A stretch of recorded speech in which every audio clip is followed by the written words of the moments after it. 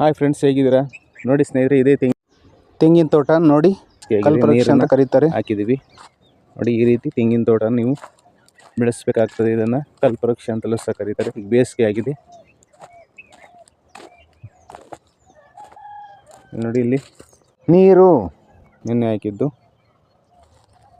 ನೋಡಿ. ಇಲ್ಲಿ ಕೃಷಿ ಹೊಂಡನ್ನು ಮಾಡಿಸು, ನೀರಿಗೆ ಬೇಸಿಗೆ ಆಗಿದೆ, ಹಿಂಗೋಗಿದೆ ನೋಡಿ. ಮರಗಳಿಗಿದೆ, ಇನ್ನೊಂದು ವರ್ಷ ಅಥವಾ 2 ವರ್ಷಕ್ಕೆ ಫಲ ಬಿಡ್ತವೆ ಇವು.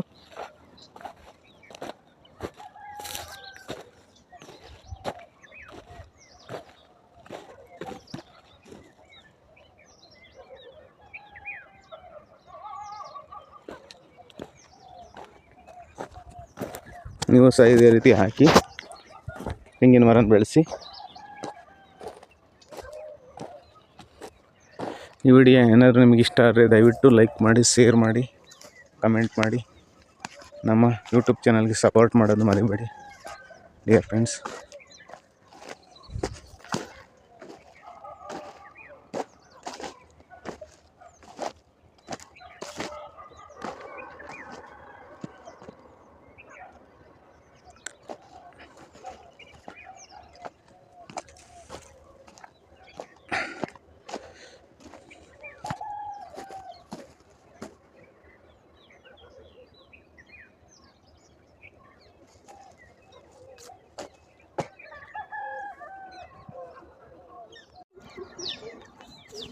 ಇದು ನೋಡಿ, ಮಾವಿನ ಗಿಡ ಬೇಸಿಗೆ ಆಗಿದೆ, ಎಲ್ಲ ಹೂವಾಗಿದೆ ನೋಡಿ. ಯಾವ ರೀತಿ ಹೂವಾಗಿದೆ ನೋಡಿ ಮಾವಿನ ಮರ.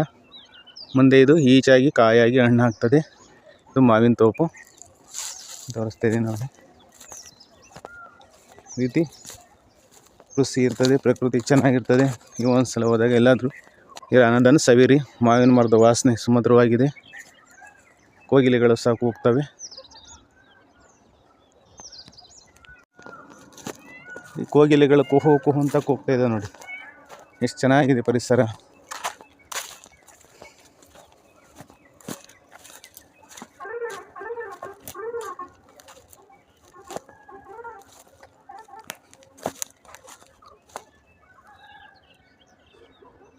ಎಷ್ಟು ಚೆನ್ನಾಗಿದೆ ಅಲ್ವಾ?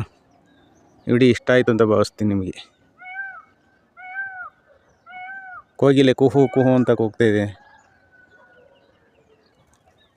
ಇಲ್ಲಿ ಸೂರ್ಯೋದಯ ಆಗ್ತಾಯಿದೆ.